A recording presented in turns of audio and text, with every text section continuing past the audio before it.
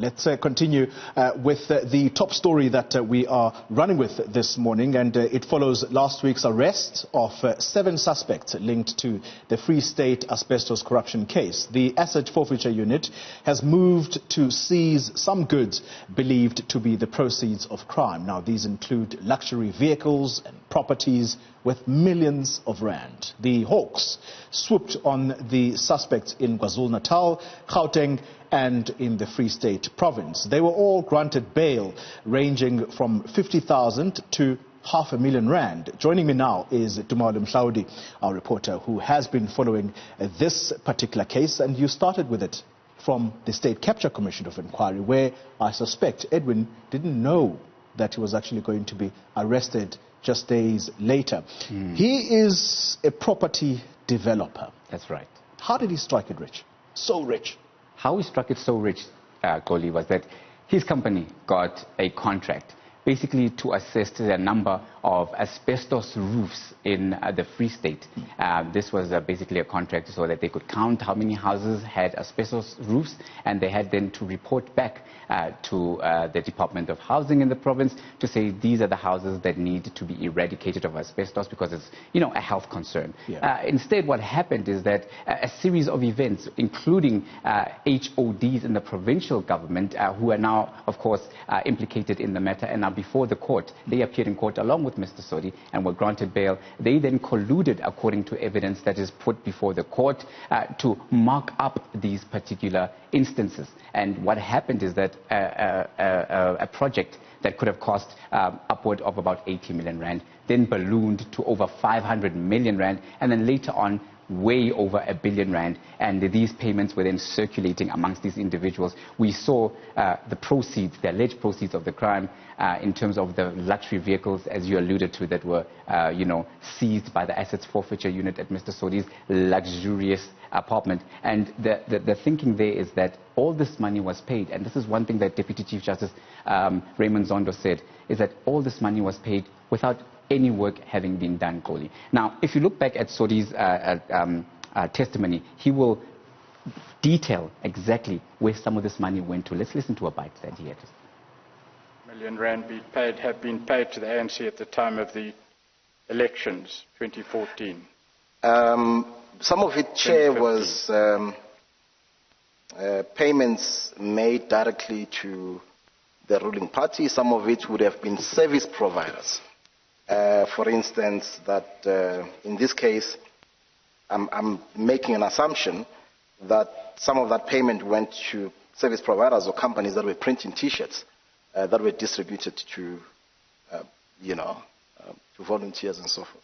Yes. To the payment of 371,553 rand to Paul Mashatile, what is that about? That's a payment that was made directly to the ANC.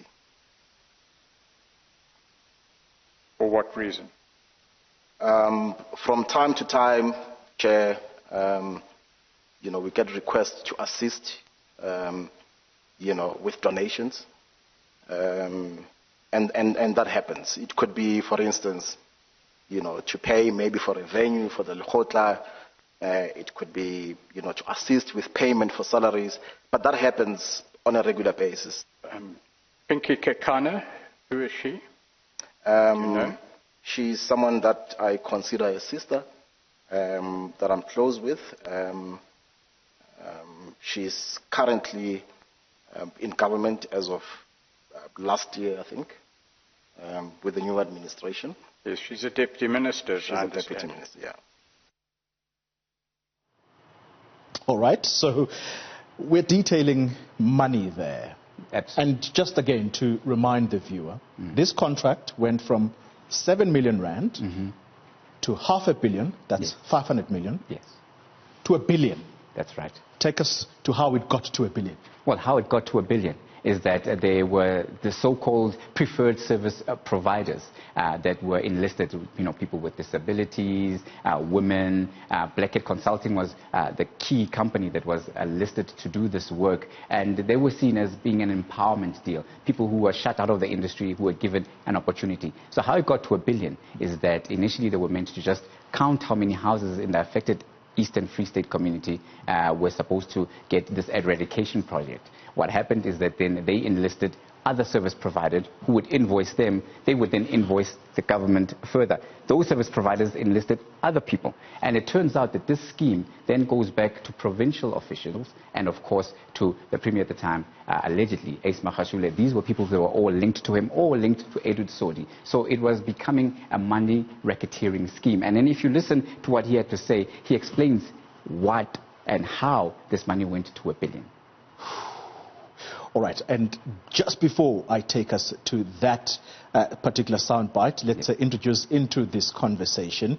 I have our colleague, Ziyanda Ngobo, who is outside the Blackhead Consulting, and that's the business property where this businessman, Edwin Sodi, operated from, and you can see her there. And then also we have Professor Mngambi. Prof, I hope you can hear me. Welcome to my new home. I'm going to talk to you in a minute. Let's go back to Tumaole Mohlaoli. That particular soundbite. Let's just listen to that before we link to these two guests. Absolutely. Without going into exact detail, it seems that Blackhead had a turnover, at least during 2015, of over R1 billion. Does that accord with your recollection? And that could be correct, Chair.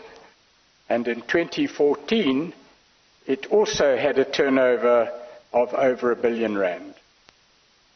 That's possibly correct, Chair.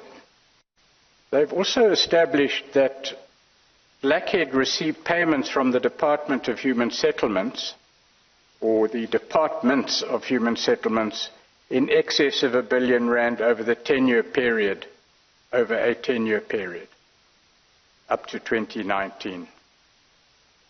Correct? That's possibly correct. I think maybe to expand on that, a lot of the work that we do